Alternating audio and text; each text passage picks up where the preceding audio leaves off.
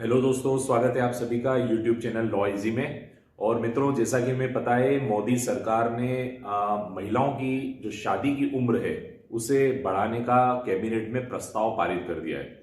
इसके साथ ही अभी तक जो विवाह की आयु महिलाओं के लिए 18 वर्ष नियत थी, वो अब मिनिमम एज हो जाएगी 21 वर्ष। जेंडर जस्टिस के लिए अर्थात लैंगिक न्याय की दिशा में इसे एक महत्वपूर्ण कदम भी माना जा सकता है। और जो हम समानता की बात करते हैं, स्त्री और पुरुष में जो समानता की बात की जाती है, और संविधान का अनुच्छेद 14 भी कहता है कि हर व्यक्ति को समानता का अधिकार है, इस समानता के अधिकार की दिशा में भी ये महत्वपूर्ण कदम है। अब ये विवाह की उम्र होती क्या है, एज ऑफ मैरिज क्या होती है, क्यों जरूरी है, और इसके ऊपर क्या कानूनी स्थिति है, आज के इस वीडियो लेक्चर में हम लोग कवर करने वाले हैं। The topic name is age of marriage, यानी विवाह की उम्र, यानी शादी की आयु। तो सबसे पहले आज का टॉपिक है एज ऑफ मैरिज। हम सभी को पता है, विवाह को वैध बनाने के लिए, यदि मैरिज को वैलिड बनाना है, तो कुछ कानूनी तत्व जरूरी होते हैं। यानी कौन से तत्व जरूरी होते हैं विवाह के लिए?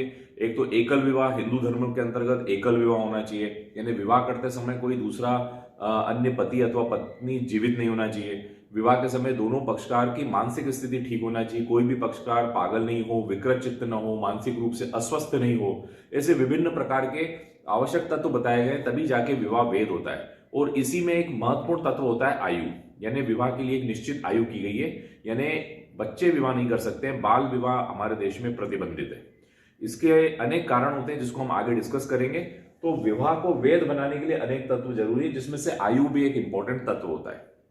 तो age is one of the important factor which make the marriage valid, यानी विवाह को वैलिड बनाने के लिए एक निश्चित आयु भी जरूरी होती है। और उस आयु से यदि कम में कोई व्यक्ति विवाह करता है, तो उसे बाल विवाह की श्रेणी में एक अपराध के रूप में देखा जाता है। तो it is a child marriage which is offence, जो हमारे देश में एक अपराध है। और इसके अनेक दुष्परिणाम होते हैं। ऐसा क्यों किया गया है, आयु क्यों निर्धारित की गई है? सबसे बड़ा कारण है बचपन समाप्त हो जाता है। यदि विवाह अर्ली एज में कर दिया जाएगा, तो बच्चे का जो चाइल्डहुड है, यानी बच्चे का जो बचपन है, वो समाप्त हो जाता है। दूसरा एक और दुष्परिणाम ये होता है, अर्ली मैरिज की वजह से इमेच्योर प्रेगनेंसी आती है, अपरिपक्व गर्भावस्था की स्थिति हो जाती है, जो कि न सिर्फ नवजात शिशु के लिए यानी बच्चे के लिए, बल्कि महिलाओं के लिए भी एक डेथ रेट को आगे बढ़ाने वाला फैक्टर होता है। तो अपरिपक्व गर्भावस्था भी एक महत्वपूर्ण दुष्परिणाम होता है बाल विवाह का। इसके अलावा शारीरिक और मानसिक रूप से व्यक्ति तैयार नहीं होता है, जिसके भी शारीरिक और मानसिक इल इफेक्ट या दुष्परिणाम हमें देखने को मिलते हैं। इसीलिए बाल विवाह को हमारे देश में प्रतिबंधित किया गया है।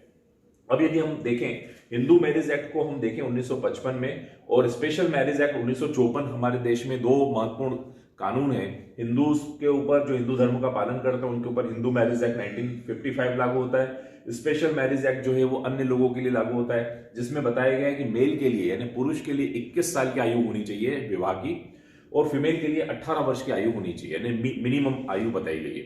अब ये जो 21 और 18 है, इस पर हमेशा कंट्रोवर्सी रही कि भाई महिला पुरुष के लिए अलग अलग आयु क्यों, जब दोनों को समानता का अधिकार दिया है तो आयु अलग क्यों है? सबसे पहले हम थोड़ा सा इसके इतिहास को देखते हैं। हम सभी को पता है ब्रिटिशर्स के समय ही ये कानून बन गया था।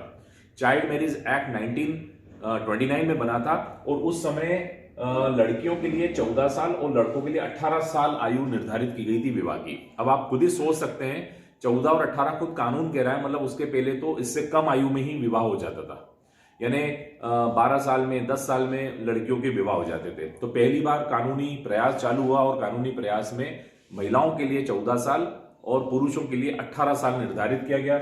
महिलाओं की आयु 14 से 15 मिनिमम एज कर दी गई थी 1949 में, और 15 के बाद 18 साल कर दी गई थी 1978 में। तो अभी वर्तमान में जो 2021 तक, 1978 में 18 वर्ष जो की गई थी, वो अभी तक चलती आ रही है। तो ये जो आज विवाह की आयु बढ़ी है, ये बड़ी हुई थी 1978 में बढ़ी थी, और उसके बाद 1978 के बाद अब मोदी गवर्नमेंट ने 2021 में कैबिनेट में प्रस्ताव पारित कर दिया है कि अब महिलाओं की आयु भी 21 वर्ष मिनिमम होगी।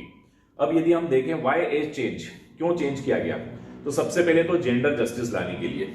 जेंडर जस्टिस मतलब लैंगिक न्याय। जिस हम लैंगिक न्याय की बात करते हैं, वो लैंगिक न्याय के लिए आयु बढ़ाना महत्वपूर्ण था। इक्वालिटी की जो हम बात करते हैं, समानता की जो बात करते हैं, वो समानता भी तभी आ पाएगी जब दोनों की आयु, विवाह की आयु बराबर होगी। इसके बाद इन्फेंट मोर्टेलिटी जो रेट है, यानी शिशु मृत्यु दर जो है, शिशु मृत्यु दर को कम करने के लिए भी ये एक महत्वपूर्ण प्रयास माना जा रहा है।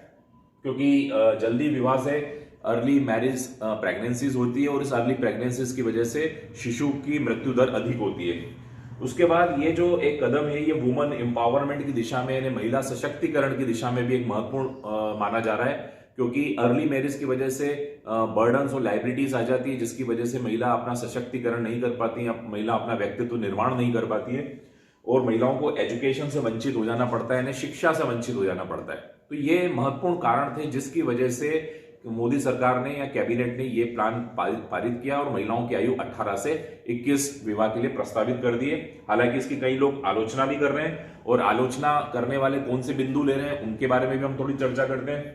जो आलोचना कर रहे हैं वो कह रहे हैं कि अनलॉफुल मैरिज बढ़ेगी, यानी लोग विवाह तो कम आयु में ही करेंगे, लेकिन अनलॉफुल मैरिज यानी गैर कानूनी विवाह की संख्याएं बढ़ती जाएगी और ये चीज कम्युनिटी को लॉ ब्रेकर बनाएगी, मतलब समाज को, समुदाय को कानून तोड़ने वाला बनाएगी। तो यदि आयु महिलाएं जो है कम आयु में भी बच्चियों की शादी करेंगे, 21 से कम में भी करेंगे, लेकिन अपराध करने लगेंगे, छुपाएंगे और कम्युनिटी को लॉ ब्रेकर यानी कानून तोड़ने वाला बनाने की दिशा में एक कदम माना जा रहा है। अनेक जो लोग आलोचना कर रहे हैं उनका यह भी कहना है कि महिलाओं की आयु जब 18 वर्ष रखी गई थी तो क्या वुमन एम्पावरमेंट नहीं हो रहा था? तो भी तो महिला सशक्तिकरण हो रहा है, महिलाओं को अच्छी जॉब मिल रही है, महिलाएं आगे बढ़ रही है, महिलाओं को एजुकेशन मिल रही है।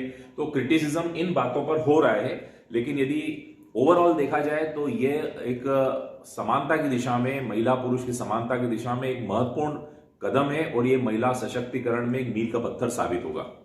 I hope you enjoyed this lecture. Kindly subscribe my channel law easy.